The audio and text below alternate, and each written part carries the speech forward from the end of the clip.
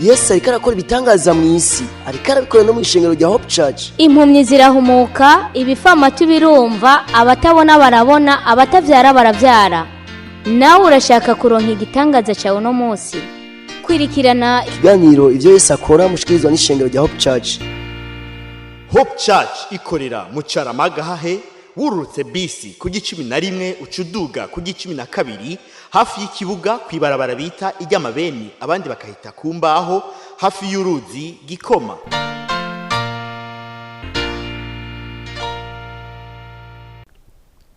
Kaze muri iki gitondo ciza muri kiganiro ivyo Yesu akora mutegurirwa mu gishikizwa n'ishingiro rya Hope Church Caramagahahe. Kuri mikro muri kumwe na Pasteur Jackson Nkeshimana. Uyu munsi ni tariki imwe z'ukwezi kw'icumi, ni intango z'ukwezi. Uyu munsi ni umunsi udasanzwe rero, umunsi wo gutangura ukwezi.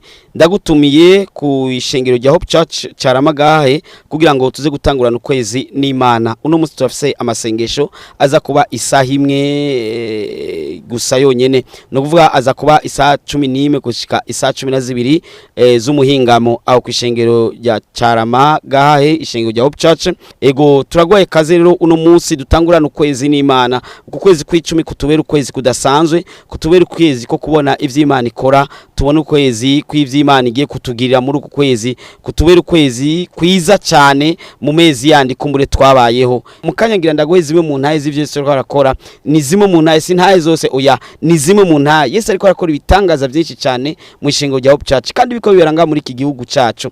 Urashobora kuba uba aho uba hose ukibwira ngo urumva ngo ndi kure ngo sinoza, ariko ikibazo kakigumana imyaka n'iyindi, kandi Imana yakugiriye neza ukaba wuguruye radio muri iki gitondo. Sigihamana oya, ni Imana yagombye ko wugurura iradio kugira ngo utabarwe nawe. Zino tariki z'intango z'ukwezi ingo nawe utabarwe kugira ngo nawe uzoshinga intaye z'ivyo Yesu yakoze. Ni intango z'ukwezi, watanguranye ukwezi n'Imana. Uno munsi tariki imwe z'ukwa 10 ni tariki zidasanzwe, ni tariki udakwiye gufata minenerwe. Oya, uratanguye utangurane n'Imana, utangurane ukwezi n'Imana. Ndagwaye kazi saa 11 z'uno munsi. Reka ndabahe akanya gatonya kugira ngo mumvirize zimwe mu ntahe. Pastor Jackson Nkeshimana cyagaruka muri studio inyuma y'izi ntahe.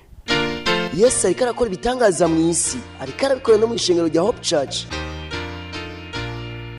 Maze kunja ko munda byo munda byari hanze, banjanye kwa muganga ibyo munda biri hanze. Amen. Bimaze kugenda uko je nagarukiye kuri moroge inshuro zitatu.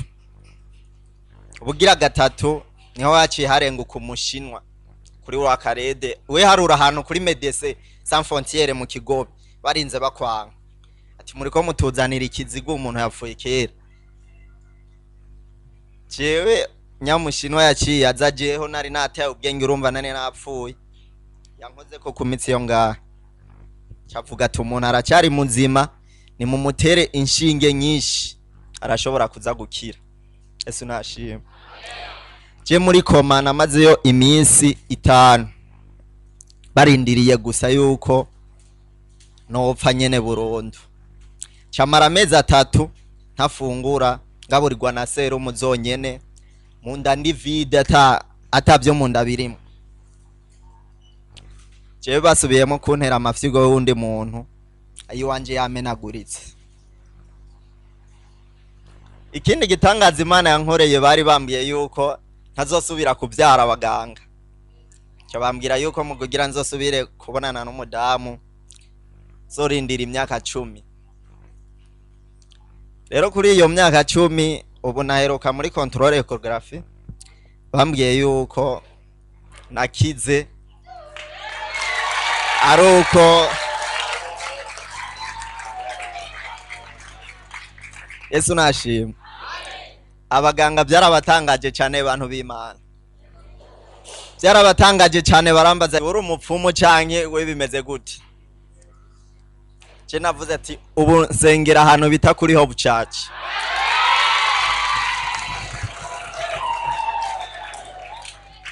Ati rero nico gituma umanya n'isaha nakize. Arambaza ati mbe waragiye ku muganga numwe w'ikirundi? Oya, umuganga je mfise yari Yesu Kristo wenyene. Rero umanya n'isaha ndashima, bambwiye ati wewe n'imiburiburi ubu n'imiburiburi niyo wo kwihangana mu mwaka umwe niyo borongora nta kibazo. Amen. Yesu ariko arakora ibitangaza mu isi, ariko arabikora no mu ishengero rya Hope Church. Yesu ahabwe icyubahiro. Kandi ndashimira Imana kwa gatatu naje ndemvye ntashobora kwicara mugano ko minduru. Mukozi Imana avuze ati fataho mugwaye, niko navuye ngaha numva nkize. Ko nabwiye Imana nje ngaha mbabaye, mve ngahe zingwa zisiganye kuri uyu musozi nje ko kwicarako. Cangenda nkize numva ngaha hose ngenda amahoro. Yesu ariko arakora ibitangaza mu isi, ariko arabikora no mu ishengero rya Hope Church. Ndashimira Imana kandi umutwana ariko ndasengera narakize istoma muko ganje yakize istoma maze kubyigana mukozi w'Imana aciye amusengera nawe nyine ari muhira ubu nta bintu tugifata bya istoma nukuri Imana ihabwe icyubahiro. Yesu ariko arakora ibitangaza mu isi, ariko arabikora no mu ishengero rya Hope Church. Uwo munsi mwijoro ndavyunda ndasuguma umwuzukuru wanje nti egera hari yatsi nshira kwa maboko kandi ubona ngwaye umwana ndavyuka haragera saa 11 ndavyuka nja hanze ngiye hanze nyene nugura umuryango w'icumba nagiye numva igicuro mu jisho karimagura n'umunwa n'ukuboko intoke uko umwana arambwira ati bibi kemea kwa jina la Yesu, kemea kwa jina la Yesu. Ndavuga nti koma kwa jina la Yesu, koma kwa jina la Yesu. Ndicaraho ndavuga nti jo ngo tumanuke hariya mu Carama. Je mpora numva hajya mu Gasenyi hamwe mwahora muja gusenga. Ni none ntitwodugayo.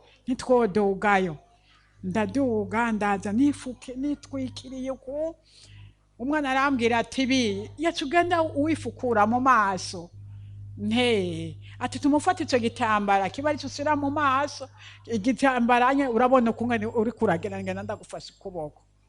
Ndavuga ntegome turaza tugeze hajya ukuri nasanze ujya mu mama hajya ndamwiganira namubwiye ngira nk'amajambo 3 ivyo yene kungane vya bimfata birafata ndiko ndakubwira nkakubwira amajambo 2 ijambo rigira 3 ucumenga kiraje gufunga umunwa na arambwira ati genda wicare hajya anye ubwo baheza gusenga baragusengera uratabagwa urakira naje ndicara hajya nicaye hajya mugabo naguma ndabuyu ngo ndamuhamagare ndabimwereke kungene bimeze uyu ntambone nujya anye ntambone ukungene ndiko ndabahamagara ngo ndabereke ukungene meze bo hageze rero aha babahagurutse ngaha anye nagiye numva vya bintu vy'ibicuro kwagucugwa ku kuboko ukuboko kwaguma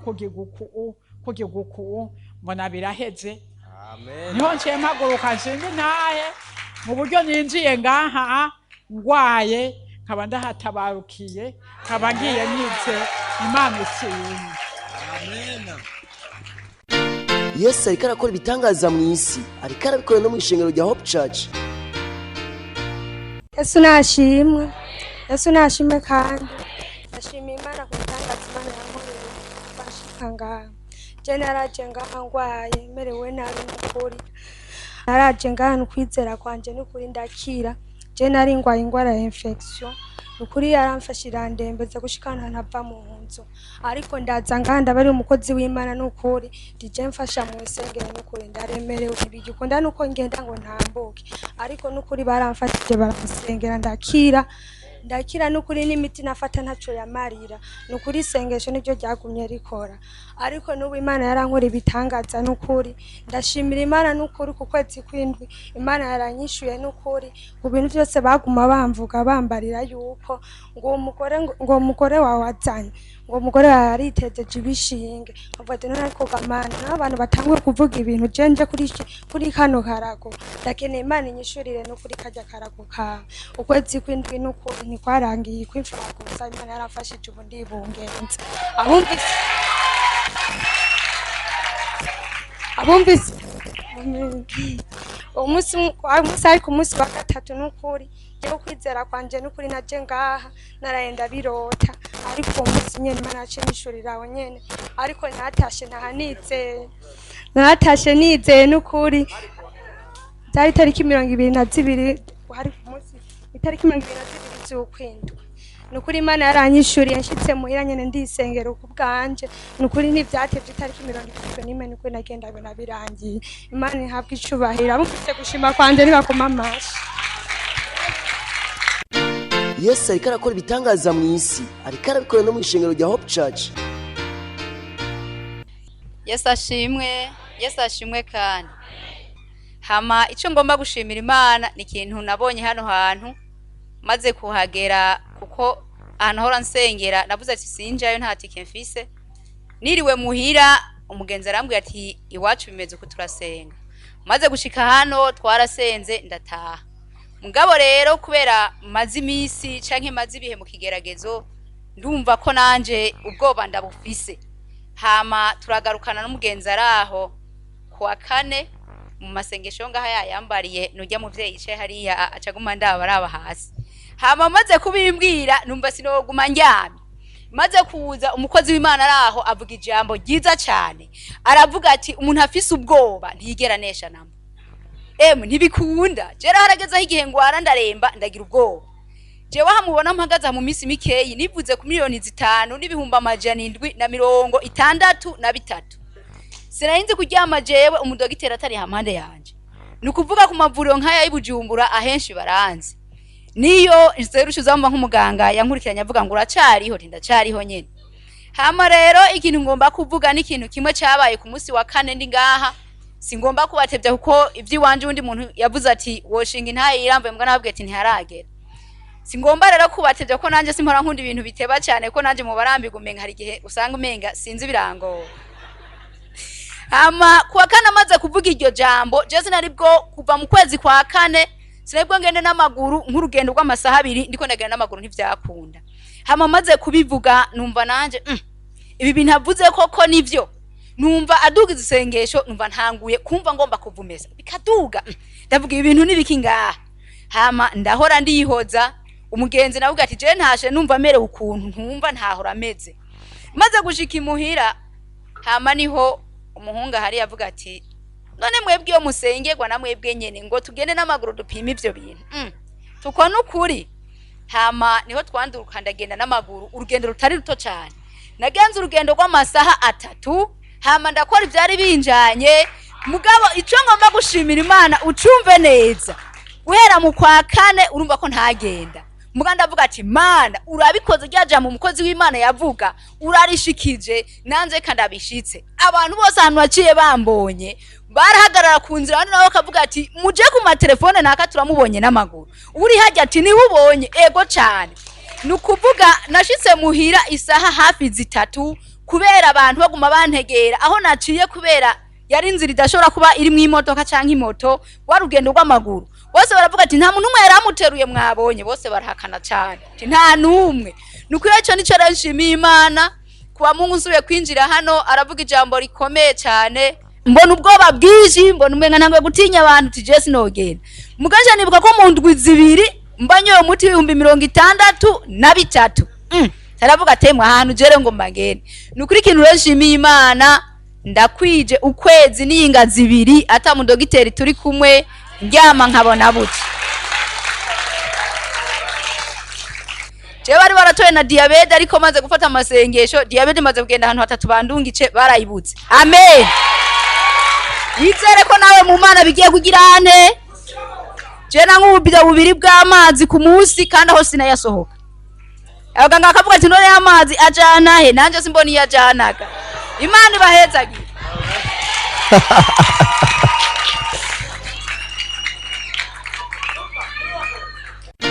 Yesu ariko arakora ibitangaza mu isi, ariko arabikora no mu ishengero rya Hope Church. Yesu ariko arakora ibitangaza mu isi, ariko arabikora no mu ishengero rya Hope Church. nizere rero ko izi ntahe zagize icyo zigufashije muri iki gitondo kidasanzwe aho Imana iri irakora ibikomeye n'ibihambaye mu ishengero rya Hope Church. Hope Church murazi aho iri, benshi bamaze kumenya aho iri, ni hajya mu Cyaramagahe ku barabara rya 12 wurutse bus kujya 11 canke waje na déplacement yindi ucukuri uja kwibarabara rikurikira hajya amabisi akatira ibarabara rya 11 mugabo ibarabara rikurikira ni barabara rya 12 abandi bakahita kumbaho abandi bakahita ibarabara ry'amabene. Ndagwaye kaze kugira ngo nawe utabarwe. Abantu benshi rero bariko batabarwa, abantu benshi bariko bagirirwa neza, abantu benshi rero bariko barabona ikiganza c'Imana. Reka ndakubwire turiko turiga ikigwa kidasanzwe muri uko kwezi kwa 10, muri ukwezi kwa 10 turiko turiga ikigwa kidasanzwe aho turiko turiga impamvu zituma abantu benshi bapfa mu mpera z'umwaka. Impamvu abantu benshi bariko barapfa mu mpera z'umwaka. Mu mpera z'umwaka abantu benshi bakunze gupfa, si uyu mwaka wonyene, si umwaka weze wonyene, ni imyaka myinshi. Mu mpera z'umwaka ukaza wumva kiri hariya hirya hino, mbere ni wanyu ukaza wumva cabaye, mbere ugasanga satani ko ategera ko canke ariko arapanga ko nawe uzoba mu bapfa muri uyu mwaka. Ariko ntugipfuye ko mvise aya majambo, tuza gusengera Yesu akugire neza. Rero turiko turasengera abantu bose rero bipfuza kugirirwa neza muri uyu mwaka. Reka ndakubwire impfu ziratandukanye. Hari urupfu ruba ari urupfu rwaje Imana ateguye kuko umuntu wese azopfa murabizi, ariko hari n'izindi impfu zitari muzo Imana ateguye. Oya, nimfu ziza mu buryo bw'amangetengete, zitegurwa n'abantu bitwa barozi, zitegurwa n'ibintu bita ibidayimoni, zitegurwa n'ikintu citwa satani, bagategura ibintu bakagomba ko uyu mwaka mu mpera z'umwaka hari abantu kanaka bazopfa, bakamenya ati naka tubashize muri liste canke mu rutonde rw'abazopfa. Ariko rero ko umvisa no majambo Yesu agutabare, uzoze nawe tugusengere, sengere. Uno munsi kwa kane twama dufise amasengesho adasanzwe yo gusengera abantu. Uno munsi kwa kane twama dufise abantu amasengesho yo gusengera abantu amari isaha imwe. Dutangura isaha 11 tugashikana isaha 12. Mu mwanya umwe w'isaha imwe yonyene Yesu twama tubona akora ibikomeye n'ibihambaye, twama tubona Yesu akora ibitangaza. Turagwaye kaze kuri uno munsi wa kane kugira ngo nawe utabarwe, kugira ngo nawe wishurwe, kugira ngo nawe ugirirwe neza. Ego rero satani arafise imigambi myinshi yo kugomba kuguhengeteza mu mpera z'umwaka. Ego abantu benshi uzawumva bakenyutse, gukenyuka no gupfa imbere y'igihe, ugasanga upfuye warugifise inguvu, warugishoboye. Nibisigura ko abatama bo bakwiye kwigira. Oya, ugasanga umuntu ariko arapfa hataragera, ariko hari imyaka Imana yakugeneye kuzopfa ko wategezwa kubona abuzukuru, wategezwa kubona nabuzukuruza, hari n'abategezwa kubona abuzukuru ico niki imbere wanashaka. Ariko wowe ukabona impfuzi ko ziraguhiga, ingwara zitagira ico zisobanuye, ugasanga ugwaye ingwara. Uno munsi muganga uyu akubwiye ngo ingwara itwa gutya, ubundi munsi ubundi muganga akakubwira irindi zina. Ugasanga uyu muganga akubwiye ngo ngurekure kugibi, ubundi muganga akakubwira ati ibintu urekure kubijya. Ukibaza mbega abaganga bimeze uku bimeze gute, uyarabizi canke nabizi? Oya, soko abaganga bashobora ko batabizi, ahubwo ingwara irahindagura. Ugasanga uno munsi bakurungitsemo ingwara yitwa gutya, ejo bakurungitsemo indi ngwara yitwa ukundi, hirya y'ejo ugasanga bakurungitsemo indi ngwara yitwa ukundi. Rero ndagusavye uzurondera kanya kwa Mungu uzoze tugusengere. Turiko turasenga tunigisha kandi tunahagarika izo mpfu zitari mu rutonde rw'Imana. Ego zitari mu rutonde rw'Imana, izo mpfu ziza zituma abantu bakenyuka, izo nizo turiko turahagarika mu izina rya Yesu. Ego turiko turazihagarika. Mugabo urupfu Imana yateguye ugogo urutegezwa kuzoba kuko twese tuzopfa buriya nawe uzorusimba, ariko inzamba ni yavuga abazobakiri bazima nimba izovuga tukiri bazima tuzosanganira umwami. Ariko nimba Yesu agitebaganye umuntu wese arafise umunsi we wo gupfa. Ariko hari abandi bapfa imbere y'igihe. Abarundi barabizi ko hari abantu bapfa imbere y'igihe, bukaza bumva ngo bariko barakoreshwa, kuzamba ngo naka yarapfuye mugabo kandi ariko arakoreshwa ahantu. Sinzi ko abarundi bakera bavyumva, barabizi. Abajene bubu nabo nyine ndibaza bamaze kumva makuru hirya no hino. Ego birabaho, ugasanga umuntu ariko arapfa igihe ciyo cyo gupfa kitaragera, akazoza gupfa rero igihe ciwe yaragowe, yaragize ivyago kuri abo bariko bamukoresha nabi. Imana idufashe cyane. nimuze rero tubasengere, nimuze tubasengere kandi tubasengera ku buntu, nimuze tubasengere. Yesu abatabare, Yesu abagirire neza, Yesu ababe hafi. Kwa Mungu twama dufise amiga atatu tuwo tusengera abantu bafise ibibazo binabiriya bagomba gutabarwa, bagomba ko Yesu abagirire neza, Yesu abiteho. Ntukenyuke, ntupfige cyawe kitaragera, ugasanga umuntu mu mpera z'umwaka ugasanga n'umwana arapfuye, n'umuntu akiri umujene ukaza wumva arapfuye, n'umuntu usanga yarakiri mukaza wumva ngo arapfuye. Ego ntibisigura ko batama bakwiye gupfa, ariko utegerezwa kuzopfa igihe cyawe kigeze. Ku ijambo ry'Imana riravuga ko hari igihe cyo kuvuka hakabaho n'igihe cyo gupfa. Rero ubwo rupfu ruza imbere yuko igihe cyawe kigera, ubwo niko tutegerezwa guhagarika. Na Yesu yaravuze ngo ingwara si yo kumwica, hari ingwara zo kwica abantu n'ingwara atari zo kubica. Mugabo ukasanga ingwara itari yo kukwica ukazobonera kwishe. Ivyo rero nivyo tugomba duhagarike, nivyo tuko turahagarika muri uku kwezi kw'icumi. Ndagwaye kaze rero ku munsi wa Mungu tufise amiga atatu. Amiga ya mbere atangura isaha 2, amiga ya kabiri agatangura isaha 4:45, amiga ya gatatu agatangura isaha 10. Ndagwaye kaze nawe uzoze utabarwe, ndagwaye kaze nawe uzoze utabarwe kugira ngo Yesu akugirire neza nawe n'umuryango wawe. Uyu mwaka muze murangiza amahoro, uyu mwaka muze mwirira ibonane mumeze neza atankomanzi mukwiye mwese. Ego n'ayandi ugasamara ubuzima burazimvye. Hari gihe ushobora kuvuga ngo urumva ngo ni kurengwa itike byaduze byamanutse, ariko yiyumvire kubijanye n'ubuzima, wiyumvire kubijanye n'ubuzima. Ndiko ndaguhamagara kugira ngo tugusengere ku buntu ataco tugusavye, nta nifaranga na rimwe tugusaba, tugusengera ku buntu kandi ugakira kandi ugataha marembe. Ego ingo tugusengere kuko Nkeshimana yaduhamagariye, twabiherewe ku buntu tubitanga ku buntu. Ingo rero tugusengere kugira ngo nawe utabarwe ugirirwe neza. Ntiyagoye ufashe bisi gusiga ku 11 ahaje amabisi akatira ni ku 11, ucugira intambwe zikenya nk'ubandanya ku Gikoma canke nk'ubandanya mu Rubirizi, ukaca winjira mu ibarabara rikurikira ni ibarabara rya 12, abandi bagita ryo kumbaho. None uco habona imbaho hateretseho imbaho nyinshi kumbaho, abandi bakahita kujya amabeni. Ucujinjiramo, ukijinjiramo ukirengana iparcelle zingahe, ucubona urusengero ntigoberana ruri muri clôture na portail ya bleu. Inzu ya mbere ni etage iri ibubamfu. Ego ni etage mbwa tutaraheza kubaka neza, ni etage iri bubamfu. Ego ndaguhaye ikaze rero kugira ngo nawe ku munsi wa Mungu uzoze. Ariko no munsi kwa kane turafise amasengesho aza kumara isaha imwe, bisigura ko udakwiye gucererwa n'iminota 2. Saa 11 top zigeze tuba dutanguye, isaha 12 zuzuye tuba turangije. N'amasengesho amara umwanya muto cyane, ariko amasengesho afise inkomezi nyinshi. Ibuka ko Eliya mu gusenga ntiyafashe isaha yose kugira ngo asenge umuriro utibuke, wabaye umwanya muto. Mugabo umwanya muto w'ikimazi, nawe turagusengera mu mwanya muto cyane, mugabo umwanya muto w'ikimazi. Uze kuza uno munsi kwa kane saa 11, uzogaruke kandi no kwa Mungu. Rero kwa Mungu isaha 2 canke uze isaha 4:45 canke uze isaha 10. Uwo mwanya wose Yesu yamakora ibitangaza, twama tubona ibitangaza n'utwumiza. Ndizera ko wumvise zimwe muri izi ntahe. Ego izi sintahe zose wanashaka, izi ni zimwe mu ntahe, sintahe zose oya, ni zimwe mu ntahe, kuko ivyo Yesu ariko arakora aho kwishinga rya Hope ni vyinshi cyane.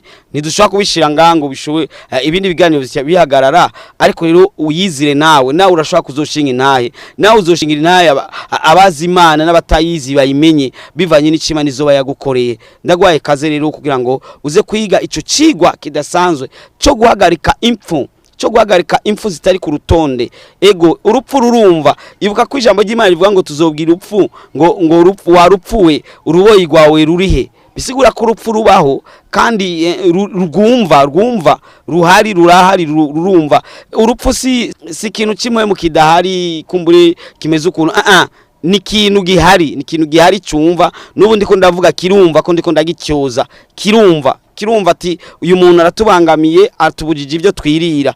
Ego nico gituma natwe mukwiye kuza muradusengera cyane. Twe twama dusengera abantu ibibazo nk'ibi, mukwiye kwama mudusengera cyane ko Satana tugira kwifuhe ritagira uko ringana. Ego kwa mufata ibihe byawe byo kwisengera nivyo, mugo kuzawibuka n'abakozi b'Imana bariko arababohoza nabo mukabasengera ko Satana cakora ibitero binini cyane, ko arazi ko natembagaza ujya muntu canke namugira nabi ujya muntu ntazoshobora kuronka ingene abohoza abandi benshi. Muze mutuyibuka natwe rero mukadusengera. Ego cyane ndagwaye kaze rero cyane. Rero urashobora kushaka kumenya byinshi canke ugomba gusaba programme yo gusengerwa. Urashaka kuba ugomba gusengerwa ugasaba programme yuko wosengerwa. Ego hari igihe umuntu aba akeneye gusengerwa we ku giti ciwe akagomba gusaba programme, uca usaba protocole cyangwa ugomba kubaza ikibazo kicanye kiriya uvugana protocole ukamutelefona kuri 68 ubusa 9 ubusa 8 ubusa 3. Ugomba gusaba programme yo gusengerwa. Ushaka gusaba programme yo gusengerwa urashaka kwandika kuri izo cyangwa ugatelefona kuri izo umuprotocole arakwakira kuri 68 ubusa 9 ubusa 8 ubusa 3. Ego cyangwa urashaka no kuba wahashitse mugabo ukajuragirika ukumbure wibagiye amasaha cyangwa iki urashaka guhamagara kuri izo nyene 68 ubusa 9 ubusa 8 ubusa 3. Ndagwaye kaze rero nawe kugira ngo Yesu agutabare, kugira ngo Yesu akube hafi, kugira ngo Yesu akwitwararike, kugira ngo Yesu akugirire neza, nawe wibukwe, nawe utabarwe, nawe bigende neza. Ego cyane Yesu aguhezagire. Ego ndakwibutse inimero z'umprotocole 68 ubusa 9 ubusa 8 ubusa 3. Urashaka kuzoza uzananye nabo mu muryango. Ego urashaka kuzuzana nabo mu muryango kugira ngo nabo nyene batabarwe, kugira ngo nabo nyene bagirirwe neza. Ego ndakwibutse rero ko ayo masengesho akuraba wewe. Ego akuraba wewe ni wisamareko, ubuzima burazimvye ni wisamareko. Ndagwaye kaze kugira ngo ugirirwe neza. Turafise igikorane cyama kiba rimwe mu kwezi cyo guhura n'Imana. Uku kwezi kwa 11 tugira tujemwo, ukwezi kwa 11 kuri imbere yacu. Turafise igikorane kizoba itariki indwi kizoba ari igikorane kidasanzwe aho duhura n'Imana mu ntango z'ukwezi wa gatandatu y'intango y'ukwezi twama tutangurana no guhura n'Imana. Ugatangura ukavuga n'Imana ivyo ugomba kwigukorera muri uko kwezi tugiyemwo. Ego muri uko kwezi tugiyemwo canke muri uko kwezi tugiye kubamwo. Ego rero uko kwezi kwa 11 igikorane kizoba itariki indwi isaha 2. Ndagwaye kaze itariki indwi isaha 2 kugira ngo nawe Yesu akugirire neza. Uzutangurana ukwezi kwa 11 uri kumwe n'Imana, uri mu mavuta y'Imana, ufise kuzigamwa, ufise kurindwa, ufise kwitabwaho n'Imana, ufise kwitabwaho n'ijuru. Ibintu byose biriko bigenda neza kandi ku rutonde rwiza rw'Imana. Ndagwaye kaze rero Yesu akugirire neza. Uyu munsi wa kane rero kubera umunsi mwiza. Nitegeko uza kuza rero uno munsi kuwa kane saa 11 ni saha imwe yonyene. Mu mwanya w'isaha imwe yonyene uraza kubona igitangaza cawe. Ego ndagutumira rero kuri uno munsi wa kane, nizere ko uza kuza kandi wibuke kandi no kuwa Mungu ko woza kandi vyo bavyiza cyane. Adresse uracayibuka ndibaza mugabo arashaka kuba wadufatiye mu nzira wuguriye radio bunyene kumbure. Adresse ntigoye ni mu Cyaramagahe, urenganye aho amabisi akatira ni kwibara rya 11 aho amabisi akatira ucuja kwibara rya 12 biti y'imbaho canke ryo ku mabeni uca winjira muri iryo barabara. Ukijinjiramo urenganye parcelles Kenya ucubona urusengero. Ndagwaye kaze kabisa, ndagwaye kaze. Uyu munsi wa kane rero kubera umunsi mwiza, umunsi w'imigisha, umunsi wo kwitabwaho n'Imana, umunsi wo kubona ivyiza vy'Imana, umunsi wo gusinyirwa ya dossier yawe, umunsi wo kwitabwaho muri ubu buryo cyangwa ubundi, umunsi uko bya bindi bagiye kurondera biza gukunda. Uravuga ati amena. Umunsi uko unguka mu rudandazwa, umunsi uko akazi kagenda neza, umunsi uko bya bindi biza gukunda. Yesu aguhezagire. Wari kumwe na Pasteur Jackson Nkeshimana wo mishingo ya Hope Church Cyaramagahe. Yesu abahezagire. Yesu ariko arakora ibitangaza mu isi, ariko arabikora no mu ishengero rya Hope Church. Impumyi zirahumuka, ibifamatu birumva, abatabona barabona, abatavyara baravyara. Mweje kumviriza ikiganiro ivyo Yesu akora mushikirizwa n'ishengero rya Hope Church.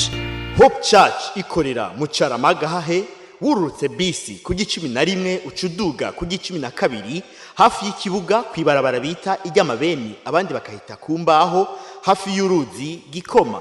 Woburusha, woburemerewe, wofisi ibibazo waburiye inyishu, wobugomba kwakira Yesu Kristo nk'umwami n'umukiza w'ubugingo bwawe, wobugomba kuvugana n'umukozi w'Imana Pasteur Jackson Nkeshimana, womwandikira ubutumwa bugufi kuri 76 96 96 96 kugira ngo agusengere kandi agufashe mu buryo bw'impwemu.